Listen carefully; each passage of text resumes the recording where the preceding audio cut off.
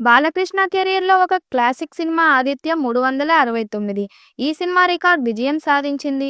Balakrishna 'Aditya 369'కి sequel తీస్తానని ఎప్పటినుంచో చెబుతున్నాడు.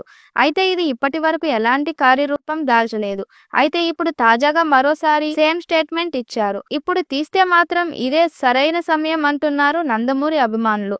5 ఏళ్ల కిందట పరిస్థితి వేరు, ఇప్పుడు వేరు. సీక్వెల్‌కు పూర్తి అనుకూలంగా వాతావరణంగా మారిపోయింది.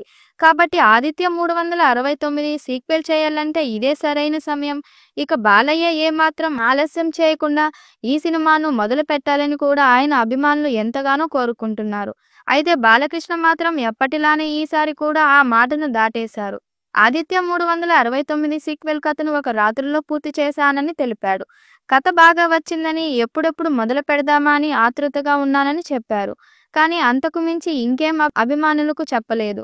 ఇక 'ఆదిత్య 999 మ్యాక్స్' అనే టైటిల్ కూడా బాలయ్య స్వయంగా గతంలో ప్రకటించారు. తానే ఈ సినిమాను డైరెక్ట్ చేస్తానని ఒక దశలో ఆయనే స్వయంగా ప్రకటించుకున్నాడు.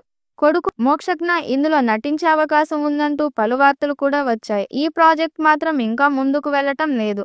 ఇలా గత 6 సంవత్సరాలుగా నలుగుతున్న ఈ ప్రాజెక్ట్ను పట్టాలపైకి తీసుకురావడానికి ఇదే సరైన సమయం అంటున్నారు అభిమానులు.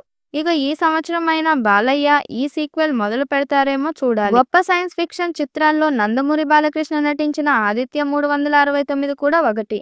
సంగీతం శ్రీనివాసరావు దర్శకత్వంలో వచ్చిన ఈ సినిమా 1991లో రిలీజ్ అయి సినిమాలో కంటెంట్తో ప్రేక్షకులందరినీ ఆశ్చర్యపరిచింది. ఇండియన్ సినిమాలో వచ్చిన మొదటి టైం ట్రావెల్ ఫిల్మ్ అదే. ఆ సినిమా వచ్చిన 30 ఏళ్ల తర్వాత ఇప్పుడు శ్రీకృష్ణదేవరాయలుగా బాలయ్య నటన, గతాన్ని ఫ్యూచర్ని మిక్స్ చేస్తూ సంగీతం చేసిన మ్యూజిక్, వీటన్నిటినీ మించి ఇళయరాజా మ్యూజిక్ 'ఆదిత్య 369'ని ఇప్పటికీ క్లాసిక్గా నిలబెట్టాయి.